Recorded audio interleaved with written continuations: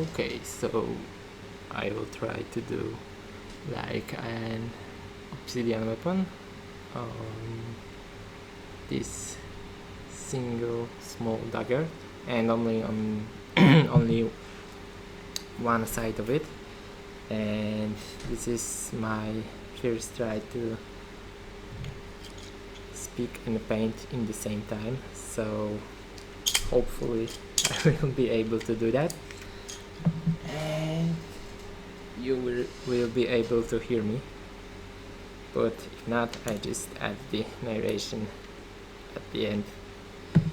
Okay, so you will need two colors, at least at the beginning, the white and the black. And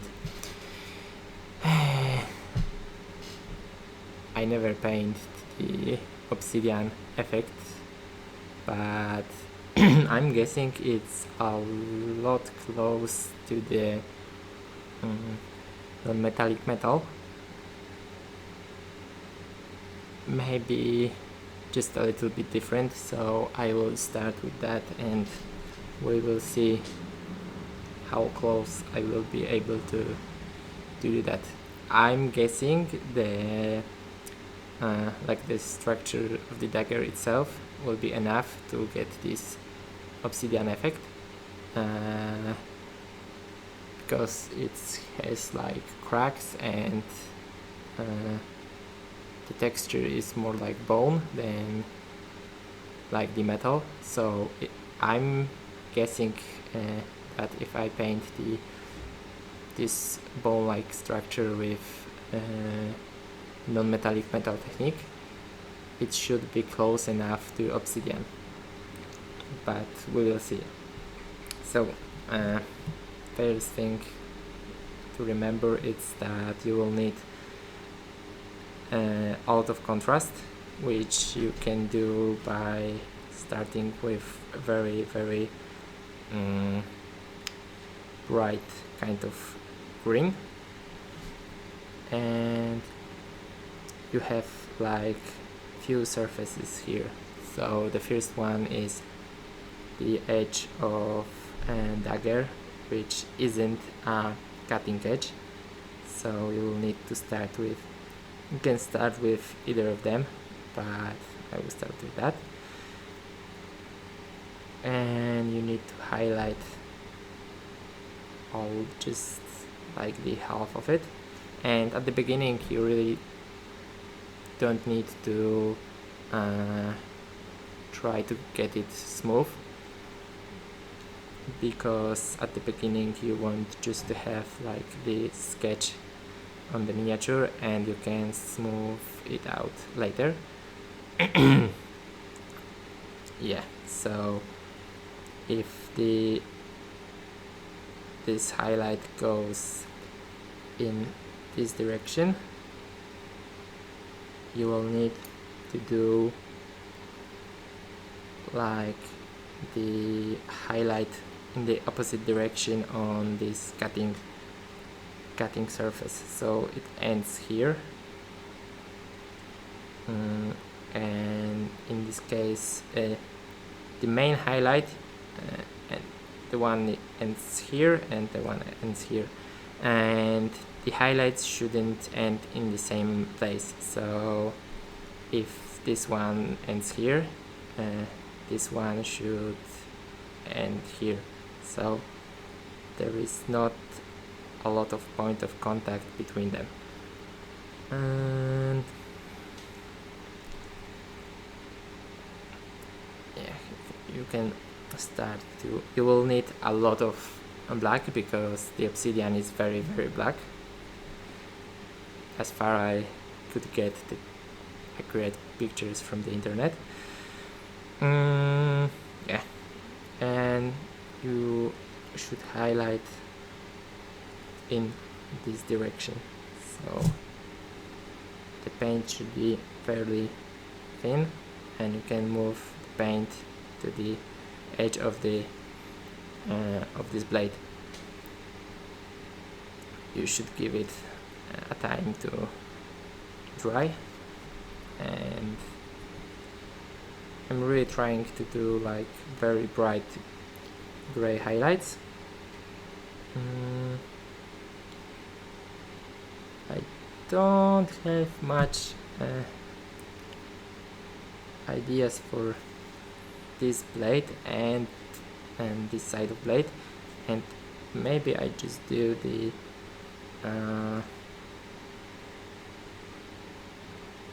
highlight like this, so in the middle, but I should be really careful to leave like the black line between this very bright piece and the rest of the model or the blade. Yeah.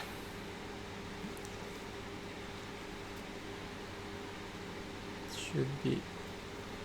I probably did too much of spray, so this I need a lot of surface to be no, I need a lot of contrast, but on the small surface, so I probably did too much here, and this side is fine, at least at the moment.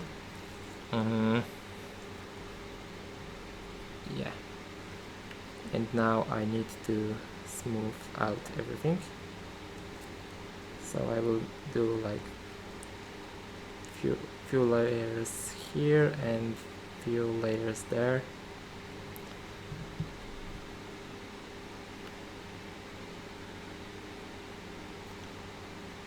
Here I will need more black, and probably this kind of black is super matte, so it's there is no even a little bit of gloss effect in there, but actually I think it could help a little if the black would be a little bit shiny, so probably in your case it won't be an issue, because most of the popular brands of paints has the like in the middle of the gloss effect in their paints, so the Vallejo or whatever it's called, it's pretty shiny, so the Citadel is probably also in this area, and the Andrea paints and the scale 75 are pretty matte, so if you need to have like matte effect on your miniatures and you really like the not shining pieces, it's like a great idea to have them, but sometimes you really need this a little bit of gloss in your paint, and I'm guessing the obsidian effect is one of these cases, but we will do it anyway. And this part is more white than this part, and I should make them even.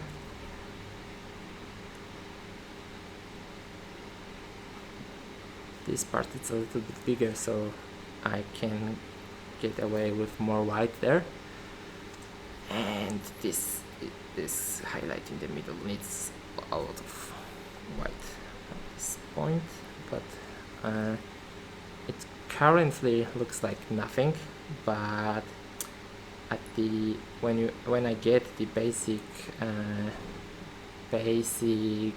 highlights, I will do like the texture on it and the edges and everything, so and it will add a lot to the effect, so it will look a little bit underwhelming for most of the time, and it should pop up at the end. I also don't want to get too fancy, because it's a like regular weapon on regular guy in fairly regular army, so it should be easy enough to do on at least more than one model, so you should be able to do it like on regular models and still get the nice effect, because when you get too far with the nuance in your technique, it can be hard to replicate, and it will be too time consuming to do on like regular grunts or regular troops. Okay, so I will do the edges just to get the idea how it will look with all the edges highlighted. So it should be fairly fast to do, and I will get better idea. You shouldn't be very like strict with painting the edges, because they don't need to be very regular. You should really aim just to getting all the sides, but you don't need to do like straight lines. They can be a little bit of breaks between them. It will give you like the more texture on this. This isn't regular straight surface, so you shouldn't be straight with the lines as well, because they are more interesting then, and if you make some mistakes it will be harder to spot. So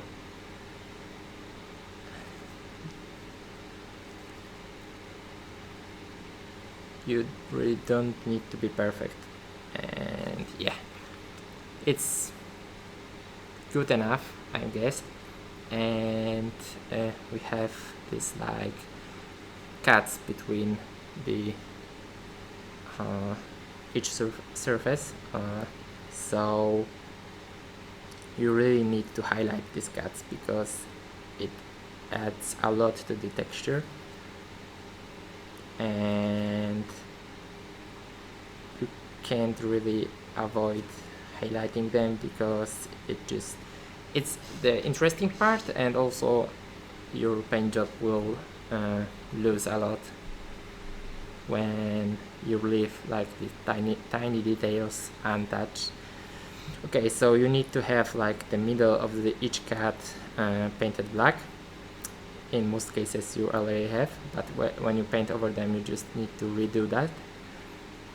And one second, I need to highlight it more.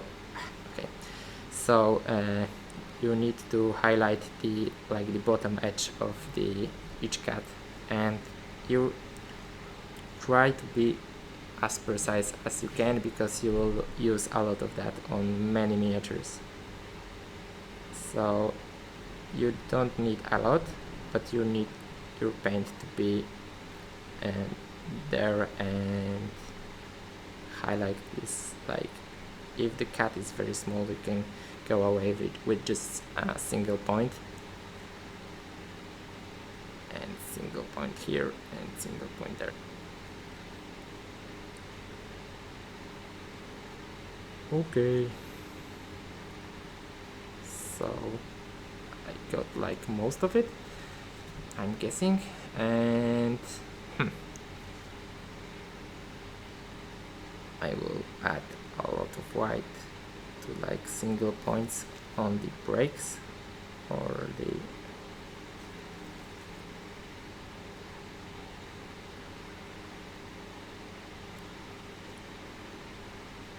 and this is like one of the pieces you can go very far with, like point of the detail you want to get, because every piece that has like a lot of different kind of light reflections, you can do them as realistic as your skill allows and your time constraints allows. But I'm really aiming like on And I will try to do like the single spots of the brightest parts, so like really at the edges, in every breaking point between black and white. You could go very far with realistic effects on these light reflections, so it could take like forever and the result would be very good, but I'm really aiming like something good enough, just because it should be like gaming piece, not the competition miniature, so you should get fairly good effect without spending like hours, which you always can spend a lot of time on the miniature, so it's always a possibility, and you can actually get very far with that. I'm like aiming in the sweet spot between the result and the time consumed by the paint job. Okay, so this is like the basic stuff you can get within the 15 minutes or 20 minutes. If you do this like for the first time, it will probably get more time, but it shouldn't take more than half an hour. And if you want to get really fancy, you can like take any kind of blue or the turquoise. I'm going with blue here if I have any left. Okay, and you can do like the glazes with in the really deep shadow parts. So for the blackest parts, you can do like the tiny glazes, and you will get like this blue reflect. It will be very subtle, so you can do it only on the like hero models or anything like that. 3D Obsidian is very black, so yeah, that's that. I hope it helped, and yeah, send in the results.